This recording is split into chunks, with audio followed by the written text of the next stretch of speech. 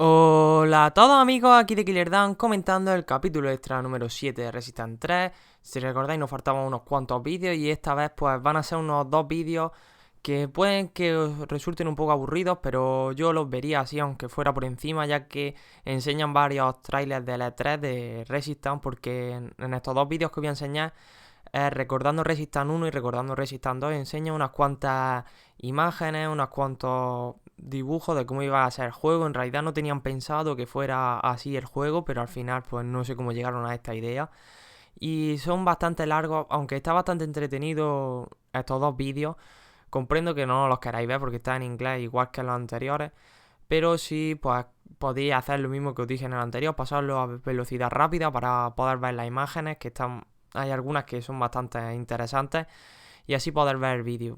Solamente quedará un vídeo más, que será el capítulo extra número 8, y yo creo que ya lo dejaremos ahí. Así que, como en el anterior, ya no hablaré más en el vídeo. Así que espero que os guste y hasta el próximo vídeo. Adiós. All I wanted to do was anything but World of Warcraft, which is what I'd worked on previously. The test was asking for someone who could draw something for a realistic first-person shooter, and there were implications on the test that was implying kind of thing, and I was thinking to myself, oh man, that's totally what I want to do, man. I'm so geared up for this. At the time, Sony didn't really have like a premier, like, gangbusters FPS hit, so we were thinking, we were just like, we had lunch and we were like, what if, could that be us? And we were starting to brainstorm. We get together and we brainstorm frequently about what the story could be, what the kind of the gist of the game was. I think very early on we decided, though, it was clearly about aliens. In the original story, it was all about time travel. Right, I was going to say it was a big, kind of a big space opera, more of like a science fiction out in outer space opera kind of thing, right? Yeah. And there was this other game called Halo or something that seemed kind of similar at the time. That one was more of a romantic comedy, so I think we had a distinction. And that one scene from was kind of what inspired us from the beginning. With that one scene where like 1,000 enemies are coming over the sand dunes, and you're like, whoa, like what if you could do that in FPS? So that was, that's not a world or a hook or anything, but that was kind of like our idea of what if we could somehow kind of get that kind of quantity, that kind of there's that kind of spectacle into an FPS. A lot of people here at the company felt it wasn't grounded. Like there wasn't a whole lot of, I don't know, there wasn't a good foundation for the story. So yeah, time traveling, going to meteors that had big wormholes in them. It didn't give players anything to hold on to. Yeah. You can't really connect as much. Exactly. When did you guys decide to do with the 1950s instead of the alternate history, instead of going like contemporary times or something like that? Well, it started out as World War I. Yeah, okay. It was, yeah. Yeah, and there were biplanes when I first showed up. And then I think we realized that it was going to be hard to sell that one too, because World War I is kind of an out there concept, and the weapons weren't as cool. The science fiction at the time, there wasn't any resistance in War of the Worlds. It was really by luck and by act of God that these guys won. Whereas if you look at more of from World War II on, people got to mount a resistance. Right, more of a guerrilla warfare and fighting back. Yeah, totally. As the idea was that if the Chimera started in Russia and spread across Asia and then across Europe, Britain would probably be the last place that they'd hit, simply because they'd have to cross the English Channel, and we were presupposing that the Chimera weren't very good with water. And Britain had time also to create a great defense network, and we're probably going to be more likely to hold out than any other country. Well, they started out as a lizard-ish race, big lizards with tails. Geiger-esque for a while there, weren't they? Were they? I remember the tentacles. I mean, some of the early drawings. It was really early. It was like kind of Geiger-inspired. The idea was that it was very lizard-like, but now we had this kind of skull head. What ended up happening was that it looked very duck-like, and it drove me nuts. And so and I still see that image all over the place. By the way, that first Chimera with his mouth open, right? It was that, and also what was prominently featured in that was the gun, and that drove me nuts too. So literally at lunch, I just started. I took the Chimerian head and I started redrawing it, and then I took the gun and I totally redrew it and said, oh, could we rough it out? Maybe we could show it to Ted. Maybe we can at the next iteration, get this in. And that's how the carbine came out, and sort of the new Chimerian head. It was just me frustrated at this image. I remember we did a ton of storyboards, and the environment concept artist did some great sort of Top Gun looking aircraft carrier things that was, oh, they're never going to see it. But our intention originally was to start the story on the aircraft carrier and explain how Hale starts off right before the invasion and has to navigate through the ship, learning about the background on the way, and then ends up getting into a VTOL and leaving. But we couldn't get that level done, so we ended up just using it for a cinematic. It ended up being a major problem, though, because that was all of our training was in there. That's true. Yes, that's right. And it was a big storytelling step piece. So a lot of the story we're going to tell was just going to come across in dialogue through here. And so when we cut that, we lost our training and kind of our introduction to the character and everything. So we had to just find other solutions to all of that. I remember thinking, I don't know if we're going to be able to get this out on time, but we will. We will somehow do it. And I think everybody kind of felt that way. We just knew that we needed to get it done because there was such a great opportunity.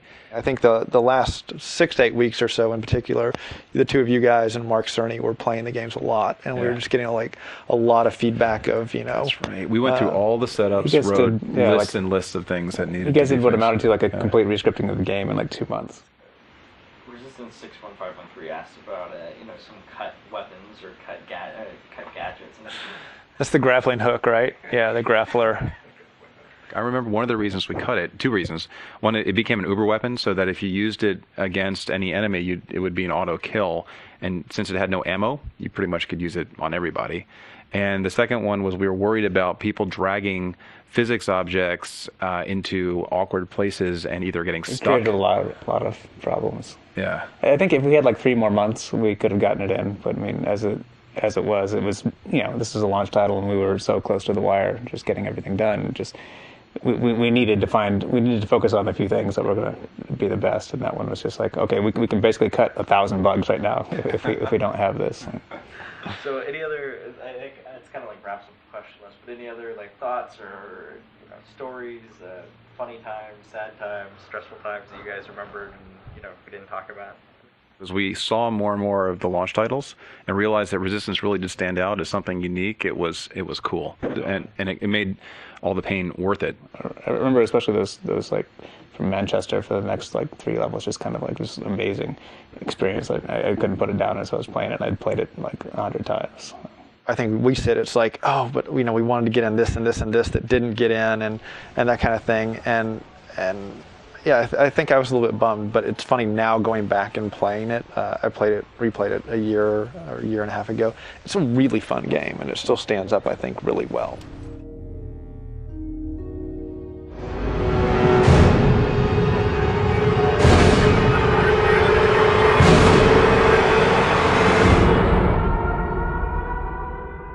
Welcome to a special episode of the Full Moon Show, where we're going to kind of go back and take a look at Resistance 2's development and talk about it now. Guys, this is now, almost 2 years later after release. Let's kind of go back to the very beginning. When you were starting Resistance 2, what was the first thing that you knew you had to do with Resistance 2? Co-op. Simple. I mean, when we were doing our presentations for Resistance 1 in the very beginning, that was the number one question we got was, why don't you have online co-op? We had co-op, but people wanted to be sure that they could play with their buddies online.